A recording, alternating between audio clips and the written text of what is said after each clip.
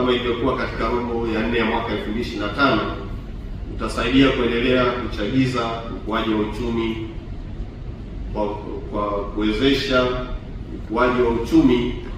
kuwa wa kuridhisha. Kwa kuzingatia uamuzi huu, Benki Kuu itatekeleza sera ya fedha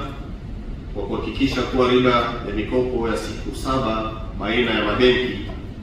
yani 7-day interbank rate, itaendelea kubaki ndani ya wigi wa 3.75 hadi 7.75, ambayo ni kiwango cha kati ya 2 kwenda juu au kwenda chini kutoka pale kwenye riba ile ya Benki Kuu ambayo ni 5.75. Kuhusu tathmini ya uchumi wa dunia, napenda kujulisha kuwa kamati ya sera ya fedha ilibaini kwa uchumi wa dunia kwa mwaka 2025 uliendelea kuimarika kwa kasi ya kuridhisha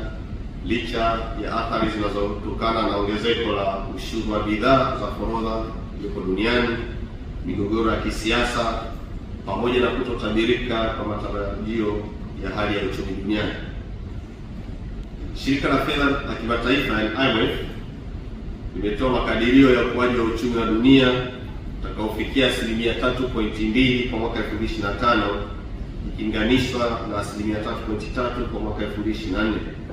na unatarajiwa kuendelea kukua kwa kasi hiyo hiyo kwa mwaka 2026. Mfumuko wa bei umeendelea kupungua na kufikia takriban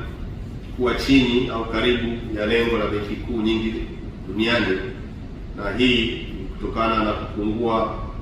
kwa bei za nishati, utekelezaji madhubuti wa sera ya fedha katika nchi nyingi duniani, pamoja na kupungua kwa viwango vya ukwasi katika vipindi vilivyopita. Na kwa kuzingatia mwenendo huu, kamati ya sera ya fedha inatarajia wa mwenendo wa uchumi wa dunia utaendelea kusaidia mfumuko wa nchi nyingi duniani kubaki ndani ya malengo katika mwaka wa 2026. Katika robo ya 4 ya mwaka 2025, bei ya mafuta ghafi ilipungua na kufikia kati ya dola 62 mpaka 65 kwa pipa moja, na inatarajiwa kubaki katika viwango hivyo hivyo kwa robo ya kwanza ya mwaka 2026.